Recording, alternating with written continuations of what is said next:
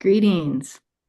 Thank you all so much for joining our online panels for Mid-South Sculpture Alliance. My name is Letitia Bahuyo. I'm coming to you from University of Oklahoma in Norman, Oklahoma, and it is my honor and pleasure to be a member of the Online Panels Committee. I get to work on this committee with Brian Massey. Hi, Brian. Where are you coming from? Hi, Letitia. Hey, everybody. My name is Brian Massey. I'm coming from the University of Central Arkansas in Conway. I am the current department chair and sculptor here at UCA. Welcome aboard. Excellent. Brian and I have been working on online panels this year, coming up with a variety of ideas to be able to continue to create content for Mid-South Sculpture Alliance. We recognize not everyone can come to the conferences and the confabs, participate in all the exhibitions, but we wanted to make sure that there's a way that we can continue to connect and reach out. Brian had this great idea when we were thinking about the next generation to start having frequently asked questions panel groupings like this one, which is part 2 of our series of graduate school questions. And so how to take away some of that mystery about how do you apply to graduate school, how do you compare graduate schools, and also to acknowledge all of the programs that we have within Mid-South Sculpture Alliance who are university members. And so if you are part of a program that would also like to become a university member, please check out our website for Mid-South Sculpture Alliance, join, and you can be a part of the future panels that we have. And thinking about confab, hey, Brian, what's coming up this year? Well, this year we'll be having confab here at the University of Central Arkansas. It'll be the first time in the history of the conference to be in the state of Arkansas. We're looking forward to having various people come to Arkansas and Conway. We currently have 5 galleries we need to fill up with artwork. So we're looking forward to having people to bring their work as well. I think I'm co-hosting this with Deidre, and we're meeting next week to sort of iron things out. And I was telling Letitia by text, I heard from the Wingate Foundation, they are going to support part of the confab here in Arkansas next year. It'll be October the 1st through the 3rd, 2026.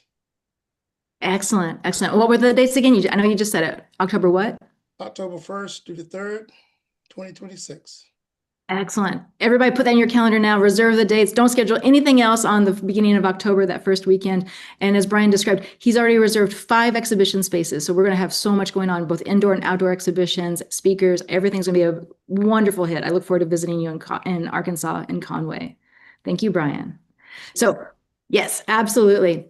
And for today, we have 5 speakers or 5 different schools being represented who are joining us. I'm going to go ahead and share screen. After we go through and hear about each of the programs, then Brian's going to lead a Q&A session while we're also starting to expect and anticipate questions through the YouTube channel and through the chat. And so if you have any questions, if you are with us live, please post them there, and Brian will communicate that to the panel to further ask more detailed questions and targeted inquiries that you may have. So with that, I'm going to share my screen. Maybe. Hold on, it's coming. Somebody tell a joke while I find the thing. No jokes. Okay. I'm working on my calendar. Nice. Good answer. Good answer. Where did it go? There it is. Share screen. Now I found it. I believe you all can see that now. No jokes. Okay. Working on my calendar. Uh-oh, somebody's on the YouTube. Continue to share. Can you all see that? Great. So today we have Georgia State University, University of Cincinnati, University of Mississippi, University of North Texas, and West Virginia University all presenting and sharing about their programs. And we'll be getting started with Georgia State. Ready? Yeah. Okay. Hello, everyone. My name is Emily Baker. I'm an assistant professor of sculpture at Georgia State University, which is located in downtown Atlanta. Our application deadline is February 1st. We also love early applications, and interviews could start as early as February 6th. So be on top of your emails during this time. You can go ahead and go to the next slide. Or can I do that? No. Okay. I'm going to be talking mostly about sculpture, but our program is really interdisciplinary. I am in the sculpture program with my colleague Ruth Stamford. In textiles, we have Jess Jones and Zabora Thompson. We have Darian in ceramics, and we are anticipating a new hire in ceramics that just posted today. There's a link there for grad app apply. I don't know if that works on this, but you can go ahead and go to the next slide. I also wanted to bring people's attention to our Instagram page. At least I help run the GSU sculpture page, and it's a really great place to kind of see the culture and what we're up to and learn more about our student body and what we are doing. So those are our Instagram pages. And we also have a really great visiting artist and scholar series that grad students often get studio visits with. And we have one coming up on Monday, January 26th. I wanted to invite people to come. Those are all open to the public. And if you're going to be visiting, this is before our application deadline. And this would be a really great way to kind of, you could schedule a tour and come see one of those visiting artists. Go ahead and go to the next one. Our graduate studios, our sculpture building is a couple blocks away from our main art and design campus, but our graduate studios for sculpture are in our sculpture building. For textiles and ceramics, they're in the main art and design building. Our foundry is also in art and design, and we have an outside space, wood shop, metal shop, and digital fabrication area, all in one building. Next one. And then this might be a good thing to screenshot, and also like any specific questions, I would direct you to our graduate director, Grace Harpster.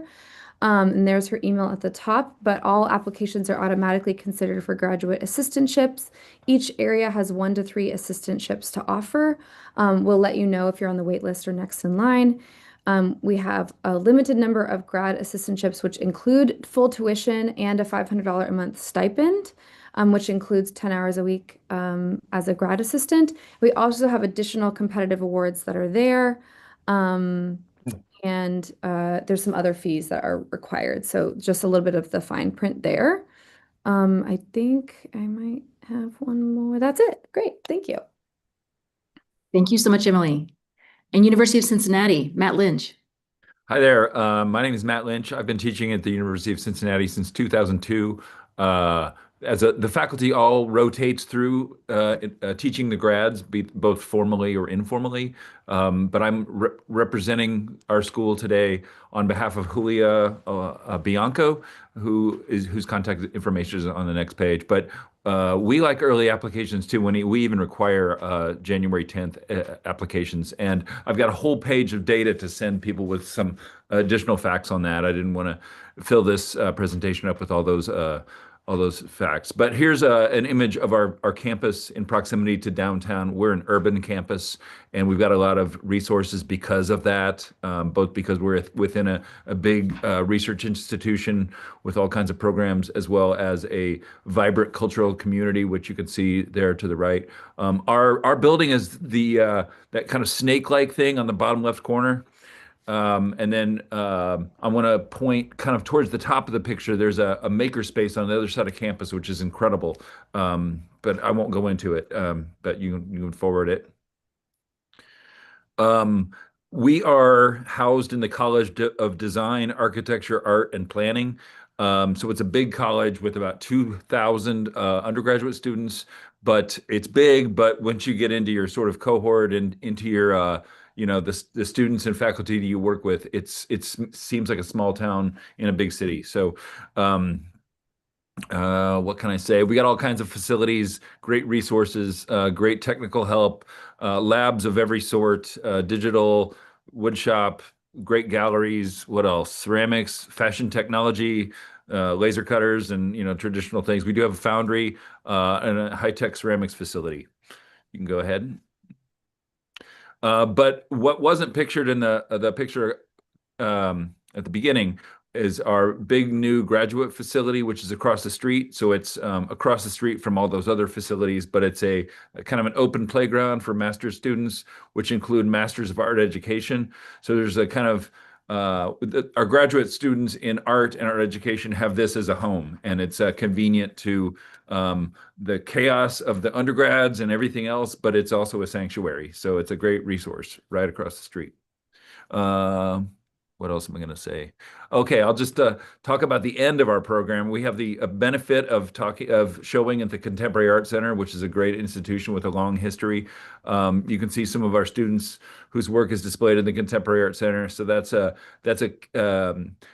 perk of our program to be in such an excellent sort of thesis show. If I've got a couple more minutes, I'll mention that we nurture a rigorous approach to making and a wide variety of media, enhance that with critical theory and professional practices.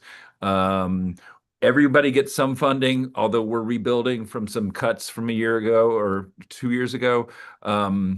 It starts with 35% and then goes up. We got great faculty. We have great visiting artist endowment. We have student travel scholarships, and maybe I'm out of time. Thank you so much. University of Mississippi, Durant, Thompson. Hello, everybody.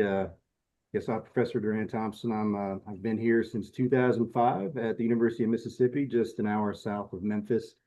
I'm going to talk a lot more about my program. I didn't have as many pictures as my associates here, but there are a lot of links as I go for everything from the galleries to the sculpture program, the facilities, the sculpture trail that we run here, which we started in 2015, or I guess we're in our 10th year or 11th year, which hopefully the prospectus will be out soon. But yeah, so what we got on the screen there is we actually start reviewing applications on February 1st. We love early things, but we do not necessarily have a deadline after that. So if you don't get into your favorite place, maybe give us a shot as well. We have 4 spaces. There's a 3-year program. We do offer a $25,000 stipend, and if you are accepted, you do get an assistantship, everybody, as long as you stay in good standing with the academics and such. In-state tuition waiver, full tuition scholarship, and you also get some health insurance. Other things that you get with that is 20 by 20 studio spaces. We have a 60 total hour program, professional practice classes, only 3 art history classes. We have 2 full-time faculty, that's myself and Stacy Rathert, and we have a full-time technician, that's Thibodeau. We have foundry, blacksmithing, metal fabrication, sewing, 3D printing with a Fusion 3 printer, full wood shop, full gallery, large outdoor area, which we can skip to the next one for that, because we got that in 2010 with in-ground furnace, sand pit, large work area, and then we got a forklift. I don't remember what year it was, but I did everything I could that year to get that forklift. And there it is, pretty. So we are looking, actually, I don't know how it happened, but we might be getting the actual bridge crane for that building now too. So that may come this year. Large area for another area aside from this, that's for loading and unloading, full sculpture yard. Let's see what, so you can go to the next picture and talk about the sculpture trail. So in 2015, we started the Yakima Sculpture Trail with the Arts Council and the University Museum as partners. And every January, we put a prospectus out to get people from all over the country. So anybody on here that wants to be a part of that, be looking for the prospectus very shortly. All students that are in the MFA and the BFA contribute to the install of the works during the spring semester, and they get to meet about 20 different artists every year as we take down and put up the different sculptures. They also, so part of the job for the assistantship is monitor hours and work with the gallery and the sculpture trail. How am I doing on the time? 2 minutes, maybe? Kind of quick. We have a liberal arts based program, which means that we not only focus on sculpture, but you also get to take different areas. So printmaking, photography, ceramics, digital media, things like that are all part of half of the studio classes that we require. We also have teaching assignments, pretty much a teaching program. So we want our students to be teachers. When they come in, second year is usually when they start teaching after they've assisted with one of our foundations faculty. And then we try to get 1 to 2 classes by the time they're done, depending on what we need. Within the foundry, we pour iron, bronze, and aluminum. We do iron every semester. Let's see, the sculpture park, we talked about already. If you have any questions, about any of it, I encourage you to look at all of the links that I sent Letitia. I think she's put them in the chat, but if you have any questions, contact me at durant@olemiss.edu. And thanks for sharing. As Thank you so much, Durant. And University of North Texas, Alicia Eggert. Okay, thank you. Let me know if you can't hear me well. I'm zooming in from the car. But my name's Alicia Eggert. I'm an associate professor at the University of North Texas. And I'm also here with Jacob Phillips, who is our sculpture technician and also an MFA alumni. So he'd be a great person to answer questions about what it's actually like to go through the program. But as you can see, we're located in Denton and our application deadline is February 1st. And just a quick note that for the past 2 years, the people who have applied and got accepted into our program, we've had the funding to actually fly them out to Denton to visit for a day and tour the facilities. So I strongly encourage you to apply if you're interested. So we're located in Denton, and if you don't know where that is, I'm showing it here on the map. It's 45 minutes from both Fort Worth and Dallas, which both of those cities have wonderful museums and really active gallery scenes. And our graduate students have a lot of opportunities to interact with all of those institutions and galleries. So it's a really great part of being here. We'll go to the next one. Our facilities include, we actually have 2 buildings that were built within the last 5 or 6 years. So sculpture facilities are mostly housed in the main CVAD building that you see on the left-hand side. We have a large wood shop, a large metal working area and forging room. But we have great digital fabrication facilities housed right in sculpture. So a large 5x10 CNC plasma cutter, a CNC router. And this is just within sculpture. And then our graduate students have access to other facilities throughout the college as well, because we are a very interdisciplinary program. We are one of 7 studio art areas. And we also have a huge fab lab up in the college as well. And then one of the graduate studios is pictured on the right, and each student gets their own private studio. The next. So our program is 3 years long, and I think one of the cool things about our program is that at the end of it, every single student has a solo exhibition in a very large gallery that we have here on campus. And then we also publish an MFA catalog every year to feature those students' work as well. In addition to taking the interdisciplinary classes, which all of them are interdisciplinary, so you'd be taking classes with students from other studio art areas as well. You have the opportunity to get a quarter-time or a half-time fellowship when you get accepted to the program, and you could do you could work essentially as a graduate student assistant in the sculpture area, a gallery, or other areas in the college. You could also be a teaching assistant in foundations, teaching sculpture as well. So for the past 10 years, most of our sculpture grads have taught their own beginning sculpture classes during their time in school. So you get a lot of teaching experience here as well. I think that's all. Thank you. Thank you so much. And West Virginia University, Dylan Collins. Yeah, hi. Thanks so much, everybody. Deadline is January 15th for our 3-year MFA program. If you want to advance to the first slide, this is class of 2025 Sculpture MFA Asha Kabaka with contemporary painter Devin Shimayama during her thesis exhibit. So in our program, students will do their final thesis show in one of our main galleries in our building, which houses art, music, theater, and dance. Devin Shimayama was on campus to present the Deemed Distinguished Lecture, which is part of our very robust visiting lectures and exhibits programming, which is sponsored by some generous patrons as well as some really amazing endowments that we have. And with these private endowments, they're funding things like graduate student travel and summer research. So there's places that are very near to Morgantown, such as Carey Furnace National Historic Landmark in Pittsburgh, working with Rivers of Steel Art to do iron casting. Pittsburgh Glass, Sculpture Trails, Salem Artworks, WNC Sculpture, etc. Next slide. This is class of 2023 MFA Molly Davis. It was her thesis exhibit. Our program has a real interdisciplinary focus, much like many of the folks speaking here. And our program is pretty modest size, like 12 to 15 studio art grads total. So there's a lot of time for hands-on instruction. I think that's a real kind of joy and benefit to our program. We do have a dedicated academic lab manager, Charlie Scott, who provides fabrication assistance to grads as well as undergrads, and we have a really fabulous fab lab on our campus, the Lane Innovation Hub, which is really a tremendous asset. Next image.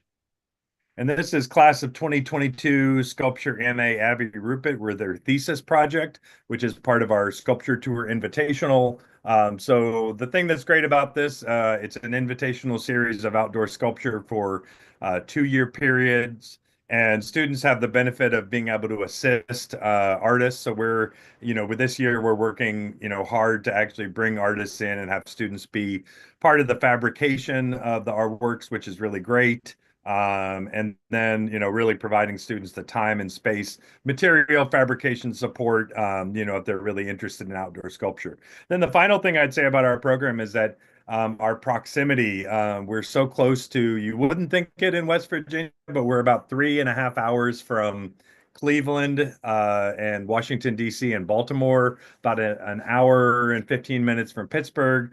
So it kind of blows my mind to think about all the amazing things, so there's things like, known entities like the Hirshhorn, Amy Sherrill's American Sublime Retrospective at the Baltimore Museum of Art, Martin Puryear's Nexus Retrospective at the Cleveland Museum of Art, the 59th Carnegie International, and then things like the Mattress Factory, Warhol Museum, Frank Lloyd Wright's Falling Water and Kentuck Knob residences. So we're close to a lot of stuff, and that's a real bonus of location. So thank you. Thank you so much, Dylan. Thank you all for sharing, for preparing these images to be able to put together this information for everyone online with us. And so with that, I'm going to stop my share. And Brian. All right, guys, so not to anybody in particular, but I'm going to shoot this question out there and you sort of jump in. So based on what you guys shared about your programming, how do you recommend potential clients or candidates to begin researching and choosing which program to apply for? You guys gave some information, but what would you tell them to look for a good fit? I'll just start. I would say research the area that you'll be in. If you're into being in a big city, Atlanta, but if you're not into being a big city, Atlanta's is a city. So making sure that that you know what that means, and like at every possible, if you can visit, because this is like an investment in it's the next 3 years of your life. So you want to make sure you're in a location that that makes sense for how you like to operate, or challenge yourself. Yeah, I would say definitely visit as well. Some other things like just what kind of program do you want? A city versus a countryside or something like that is one, but do you want to be you want your professor to be available all the time, or is it more like a just check them out at the end of the semester? Some people really like to have people around, some people really like to be left alone. So if you're one of those two people, kind of think about that. Try to talk to the grad students that are there already to get a feel of what the place is like and what the program is like. Definitely check out the money, the facilities, and does that particular program have the thing that you're interested in learning or that you do a lot of? Hopefully in grad school, you'd want to move on to something new. So is there something new at that place? Just all sorts of things like how does it best fit, like Emily said, figure it out. Definitely visit, even like if you apply and then you get into some places, go visit it before you make your choice if you can. But if you can visit before you even apply, that's better. Take a little road trip and see what's out there. I would also add to research the faculty who teach at each school, and not only in sculpture, because obviously you will work with the people who are teaching sculpture at the university, And you should be excited to work with that person, but also research the other faculty, because especially if you're interested in doing interdisciplinary work, each school probably has a lot of great faculty that you might have the opportunity to cross paths with. So definitely do that as well. And then take a look at what the work is that's coming out of the program. So see if, the school has a graduate, catalog that you can look at, or examples of student work as well. And then each school should probably also have like a degree plan where you can see a list of the types of classes that you might be able to take. And my experience tells me that, some schools have really specific classes that are assignment based, and other schools have kind of more generalized seminars where you'll have less assignments and directions. So kind of check that out as well. I'll go ahead and add my 2 cents. I agree with everything everyone said, and if you've got the means, show up unannounced and see what it's like without seeing what is prepared for you, and like meet people in the studios and kind of get the word on the street directly without a kind of formal tour. Of course, do that too. And in the case of Cincinnati, because I mentioned that our funding is kind of on edge, a lot of our successful recent students have had their feet in different programs. Like we have a student now who's receiving full funding through the Women's and Gender Studies kind of program, and she's able to complete the MFA as well. Another kind of strategy is to kind of get involved in the Art Ed MFA or MAAE. And also there's another thing in the works in regards to business entrepreneurship. So you got to be crafty and sort of package yourself in a diverse way, and you can get more money at my school at least. I I appreciate it. would Go ahead, add Craig. into that facilities and the search to make sure that the school has the right facilities to help with your research. You don't want to show up to a school and expecting them to have a facility and then it not be there. Yeah, I agree. Thank you for that. Thank you. Another question has come up, and this is going to date me a little bit, but when I researched schools, went to visit, one thing that was important to me was one of the universities offered married student housing, because I had a spouse that was coming with me. So do any of you guys have that type of assistance or apartments to look out for those grad students that have a significant other or a spouse? We do have some married housing. It's through a different program. It's like for the whole school, not just for grad students, but I just was in a meeting where they were talking about making more available for grad students specifically, and housing for graduate students, just because the cost of living is, I think, everywhere is getting pretty crazy. So having as many options for our grad students to not have to pay is what we've been looking at mostly in the GPC, which is a graduate program coordinator meetings. That's the big topic right now, is making sure, can we give, if we can't give more money, can we give housing? How do we get it down? Can we give food stipends if they can get some cafeteria food? Or we don't have cafeterias anymore, but we have like little food units, and you can get a kind of get some reprieve that way with your finances. But yeah, we have many options in that area. I know that my school has options in that area also. I just don't have any firsthand information about it. We have a large population of international students and graduate students across the whole university, and there is lots of housing options, and probably someone who can better answer that. Thank you, guys. Moving on to question 3 that's popped up is, what are the top 3 things that you will look for, or for potential candidates to keep in mind when they prepare their applications? I know for me, Go ahead, Alicia. okay. I know at UNT, the very first thing we look at is your portfolio, right? So we're looking for people who have developed a body of work or several bodies of work, where the work doesn't necessarily look like it's made in an undergraduate class, especially like in a beginning class, right? but that you've started to develop your voice at least as an artist, and you know started to figure out your own direction. And the reason you're applying to school is because you want to push yourself further, and get help, moving in that direction. So portfolio is definitely really important. And then a really good cover letter that explains that too, right? So something that shows that you've really thought about who you are as an artist currently and where you want to go, and why grad school is the thing for you right now in this point of your life. Yeah, that's great. I was also thinking about like, yeah, why now? But I think showing breadth, I think is also important. And yeah, having your statement match what your portfolio is showing. But I'm also thinking that like our grads teach in their second and third years. So I need to feel comfortable that this student will be great in the classroom with other students as well. So I think sometimes showing breadth of material is also helpful. Thank you. Does anybody else want to chime in on that? I can say it looks like Matthew has also maybe something to say. No?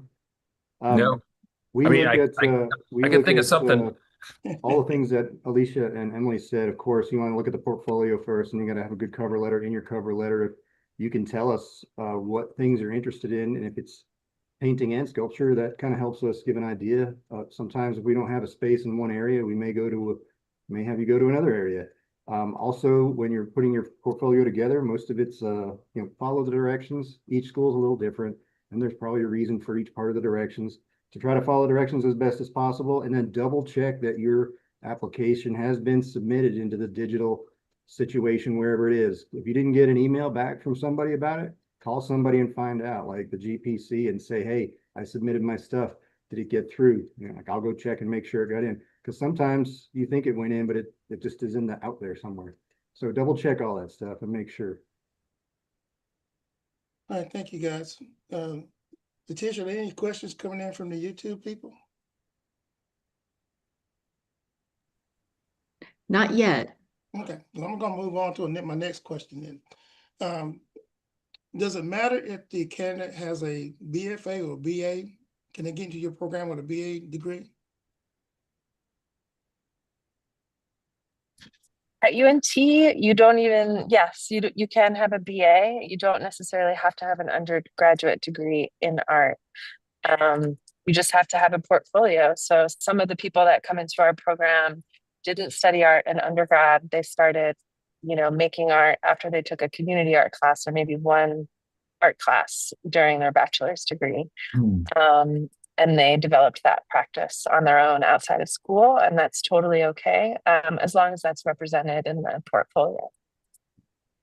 Yeah, the same is true at the University of Cincinnati. And as we administer such an interdisciplinary program, it's hard to know where the disciplines start and stop. And like experience in anything is valuable sort of to add to your art practice. So we do also appreciate and integrate students from diverse backgrounds with or without art degrees. Yep, just a portfolio, big deal. So yeah, a bachelor's and a portfolio, something. Yeah, same for me. It's what you've done lately. Excellent, excellent. My next question is this one. You talk about portfolios, what does a strong portfolio submission have in common when you look at the strong portfolio amongst the students? I mean, I can speak to that. One of the things I always think about is attention to display and presentation, so it's like, not to sound like the old guy, but it's like, I don't want to see pictures of your roommate's shoes when you photograph your art, like I want to see really good artwork, with attention to cropping, thoughtfulness about the space. That also doesn't just mean like a white wall kind of gallery. I mean, it might be environmental art, it might be installation. So I do think like, display and presentation, like I think, even we all know that even bad craft can be really good craft depending on what the artwork needs. So yeah, I think I feel like kids these days, are very, very much able to benefit by, having great computing power just on their iPhones, right? So yeah, I think paying attention to that is really key. Which also leads me into the next question. You sort of hit on that a little bit, Dylan, about what should they avoid when it comes to submitting a portfolio? Paying attention to the minute details, having a good lighting system. You don't see your cat, you won't see your dog or feet in their portfolio. So I think that's very important. I mean, so yeah, I'm old school about that too, about presentation and craftsmanship. Letitia, that's all the questions I have for right now. Brian, I can add a little bit to that last one, and Okay. that weakness is probably like they didn't follow directions, and all the materials are there. That's not great, but strong images without clutter is definitely it. Good statement in CV, which was said before, but also make sure you have good references and you've got the good information for those references, and make sure your reference says good things about you. One of the places that we all have, assistantships, or it sounds like it, and that's a job. And we find out about what kind of person you are and how good you are at job, your responsibility, do you show up on time? Are you accountable? All those things we find in the reference. So make sure you do a good job with listing your references and getting them in as soon as you can. Yeah, I think that's a really good point. I think consistency and accountability is like paramount in this, since like we also don't we're here to help guide you. And so we don't expect it to be museum quality, like you're already there, right? We know that you're going to grow in the program, but having a grad that's consistent and does what they say they're going to do, like we can help you with the nitty-gritties, Well, I do have one more question. It just came to my mind. If you had to meet with a candidate today and explain to them why they should go to your school, what would be the top selling point to get them into your school?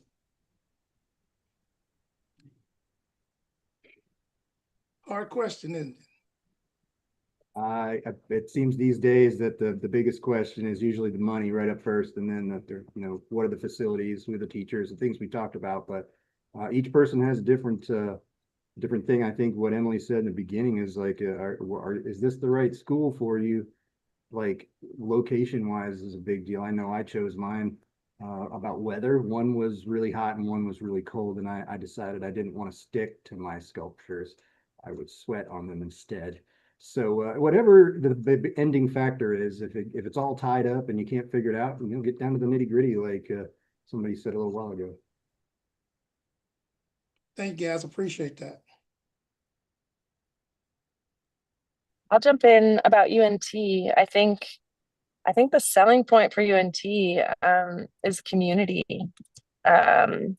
We have a really top-notch faculty that have won like Guggenheim fellowships, but that are available, like they really care about their students and they're around and they show up, and they form good relationships with the grads. Grads form really good relationships with each other. A really strong sense of community within the grad program. It's quite large at UNT. We have at least like 30 grads at a time across the different studio art areas, and you get really tight with each other. And then the extension of that community into the DFW area is also something that takes place. So a lot of our alumni actually find jobs and opportunities within Dallas and Fort Worth, and they stick around after school for at least a few years.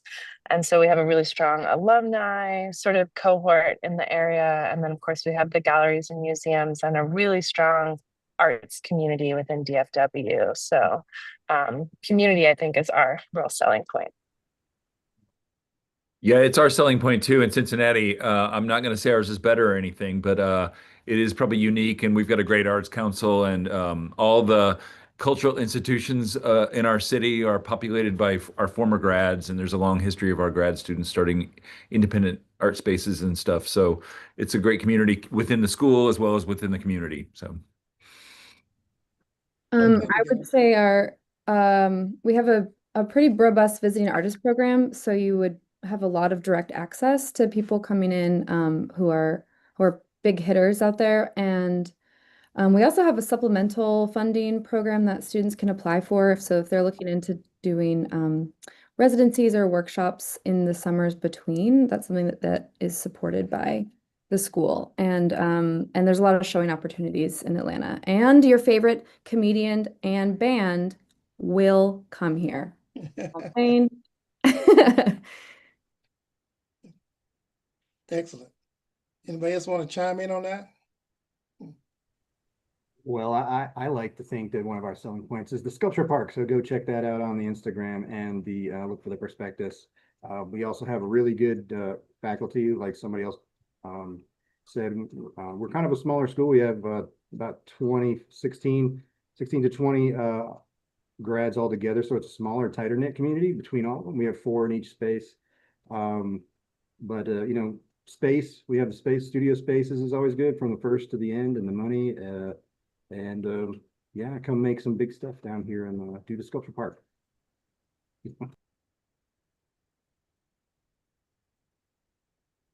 Thank you all so very much for sharing about your individual programs. And there's obviously a lot of commonalities as far as the way that we approach what we do. But as you've described very clearly, there's some unique components. And this group in this Zoom room right now, it stretches all the way from West Virginia to Texas, from Mississippi to Ohio. And the dialogue that's underway, Med-South Sculpture Alliance, is just so amazing when it comes to that network that we're able to weave all of this together. And so thank you all for sharing these stories.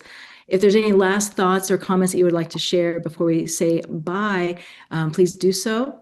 Any thoughts? Anything that's hot on the horizon from your area? Go visit everybody. Go visit. Road trip. Visit everybody. Great trip. Oh, that'd be a great road trip, right? Yes. And within Mid-South Sculpture Alliance, the other areas, obviously, we have the online panels that continues to create content. And up and coming on our horizon, we have coming up 2 exhibition opportunities for outdoor sculpture. So keep an eye on the newsletters as well as on the website for those opportunities. And then the scholarship, we have a scholarship opportunity that comes up every March. And if you win that scholarship, you get not only money, but you get an exhibition opportunity, and you get to speak at that upcoming Confab in Conway in October 1st, 2nd, and 3rd of 2026. And so there's so many things that Mid-South Sculpture Alliance continues to bring and share. And this is a big part of it, is just this group today. So thank you all for being a part of this conversation. Thanks for having us. Thanks for organizing it, Letitia. Oh, my pleasure. It's my honor. And Brian, thank you for being my team. Couldn't do this without you. Yeah. Yeah. Yes. And so with that, we're going to sign off. See you all soon for the next FAQ. Bye. Good luck.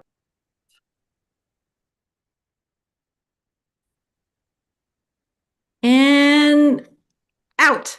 Yay. It's ironic.